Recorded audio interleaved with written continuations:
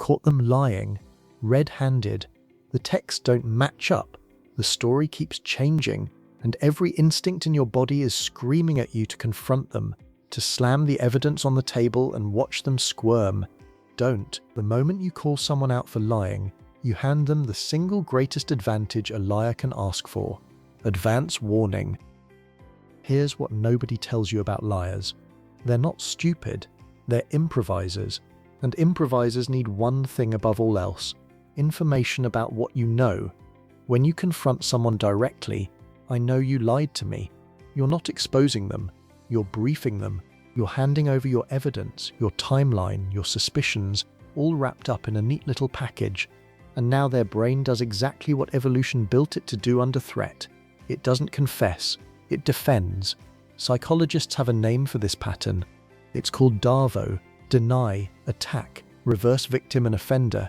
Deny it happened, attack your credibility, and somehow by the end of the conversation, you're the one apologizing.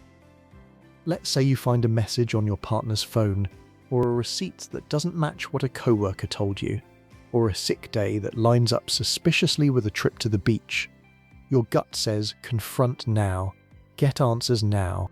But here's what actually happens in that conversation 9 times out of 10. You say, "I saw the message." They don't crumble, they pause, just half a second, but it's enough. And then the story starts shifting in real time. It's not what it looks like. You're overreacting. Why were you even looking through my phone? Notice what just happened. In under 30 seconds, the conversation stopped being about their lie and started being about your behavior. That's not an accident. That's a defense mechanism as old as human deception itself. Here's the psychology behind it.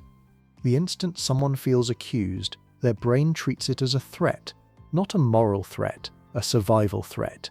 Cortisol spikes. The amygdala takes over, and the rational part of the brain, the part capable of guilt, reflection, honesty, goes quiet.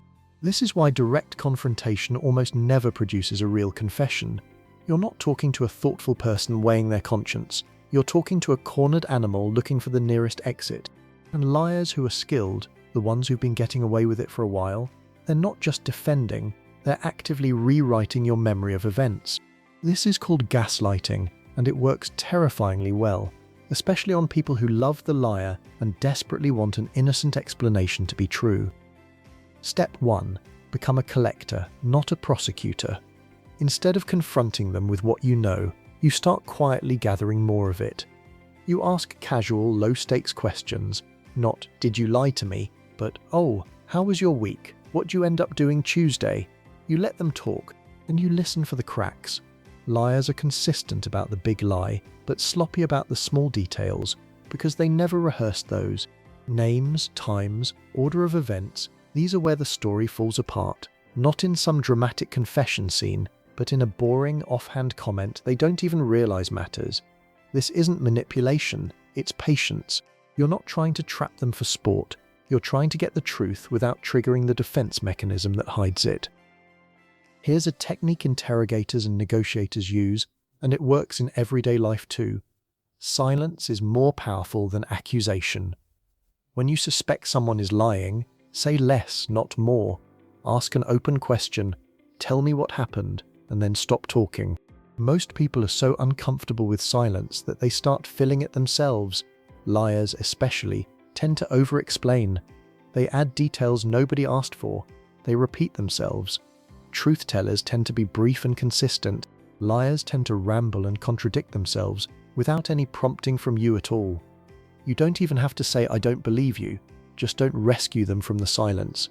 Let them talk themselves into a corner.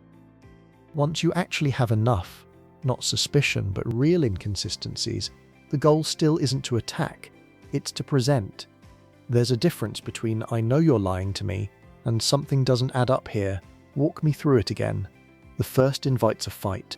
The second invites an explanation. And if they truly have nothing to hide, they'll usually clear it up fast.